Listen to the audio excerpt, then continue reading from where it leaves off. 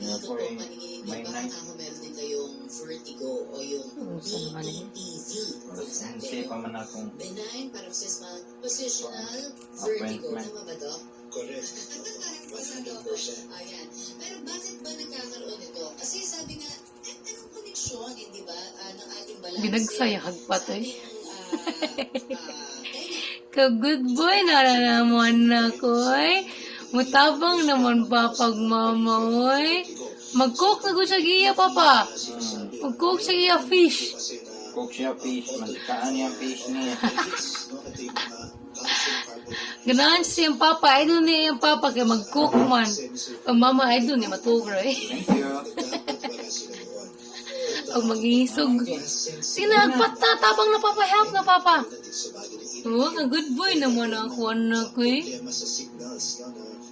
Hagpat mo binagsa. Magkukos na pagkahilo. So, very technical itong parte na to.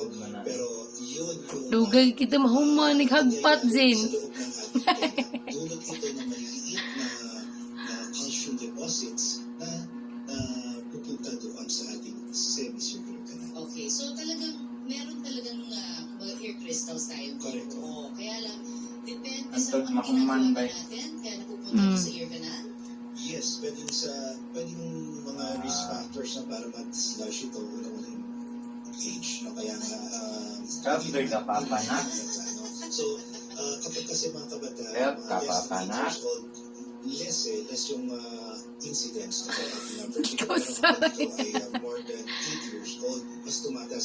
So, kaya nga sa mga geriatric population, very common Wipon eh. vertigo. Hindi mo na pang Kaya sila at high risk na sa mga falls, mga fractures. Ayan, so very delicate kapag siyempre geriatric patients na. Ano yan, Dok? Talagang tumbok din natin, di ba? Kung bakit marami kong Thank mga you.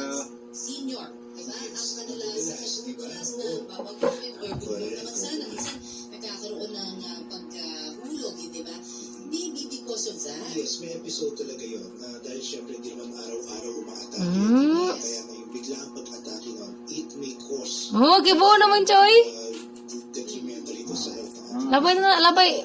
So, may iba-ibang klase ng vertigo.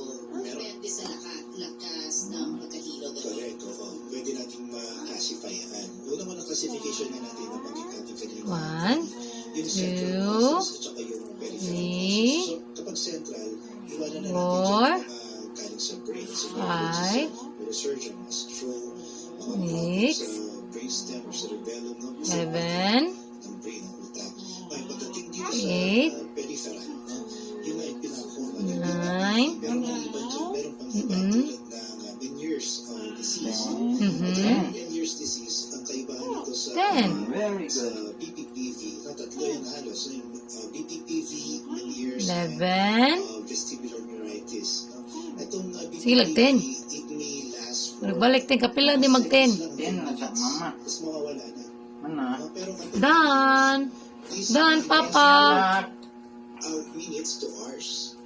Okay, Meniere's disease. And kapag naman hours to days, baka-vestibular neuritis na yan.